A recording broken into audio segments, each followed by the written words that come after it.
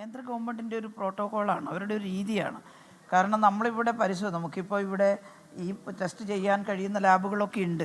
പക്ഷെ നമ്മളിവിടെ പരിശോധിച്ചാലും കൺഫേം ചെയ്യണമെങ്കിൽ നാഷണൽ വൈറോളജി ഇൻസ്റ്റിറ്റ്യൂട്ടിൽ അയക്കണം എന്നുള്ളതാണ് നിബന്ധന ഉണ്ടായിരുന്നത്. ഇപ്പോൾ കഴിഞ്ഞ തവണ നല്ല ലാബായിരുന്നു മംഗലാപുരത്തെ ലാബ്.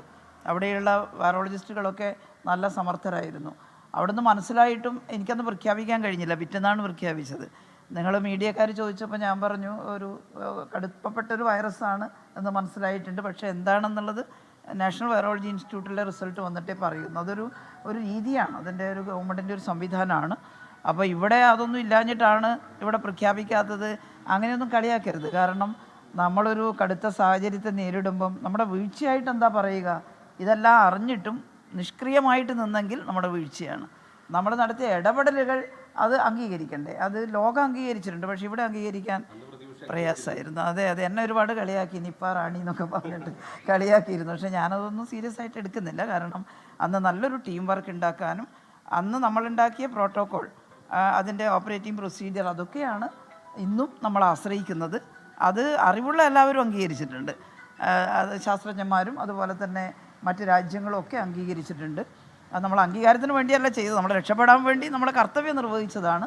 പക്ഷേ അന്ന് എല്ലാവരും അംഗീകരിക്കുന്ന അവസ്ഥയുണ്ടായിട്ടുണ്ട്. ഇപ്പോഴും പറയുന്നത് ഇതിൽ കക്ഷിരാഷ്ട്രീയ ഭേദമൊന്നും നോക്കാതെ കൂടുതൽ ആളുകളിലേക്ക് പകരാതിരിക്കാൻ ശ്രമിക്കണം എന്നുള്ളതാണ്. ഏതൊരു മീഡിയയിൽ ഏഷ്യാനെറ്റിലാണെന്നും തോന്നുന്നു, റിബാവറിൻ ഇല്ല ക്ഷാമം എന്നൊക്കെ പറഞ്ഞിട്ടൊരു വാർത്ത ചെറുതായിട്ടൊന്ന് ഞാൻ കണ്ടു. അത് ഇങ്ങനെ കൊടുത്തു. ആൻറ്റിവൈറലിൻ്റെ ക്ഷാമം ഉണ്ടെങ്കിൽ വളരെ പെട്ടെന്ന് എത്തിക്കാനുള്ള സംവിധാനം ഉണ്ടാക്കണം, അത് കൊടുക്കാനും സ്റ്റോക്ക് ചെയ്യണം. ഇപ്പോൾ ഒരു പേഷ്യൻറ്റിനെ ഉള്ളൂ, നമുക്കൊരു ആൻറ്റിസിപ്പേഷൻ ഉണ്ടാവണം ഈ കാര്യത്തിൽ. കാര്യങ്ങളെക്കുറിച്ചാണ് ഇപ്പോൾ മുൻ ആരോഗ്യമന്ത്രി കൂടിയായ കെ ശൈലജ പ്രതികരിച്ചത്. ഇപ്പോഴത്തെ ആരോഗ്യമന്ത്രിയായ കെ മുരളീധരൻ മുൻ ആരോഗ്യമന്ത്രിയായ കെ ശൈലജയെ അന്ന് പരിഹസിച്ചിരുന്നു. അതുമായി ബന്ധപ്പെട്ടുള്ള പ്രതികരണം കൂടിയാണ് ഇപ്പോൾ കെ ശൈലജ പങ്കുവച്ചത്.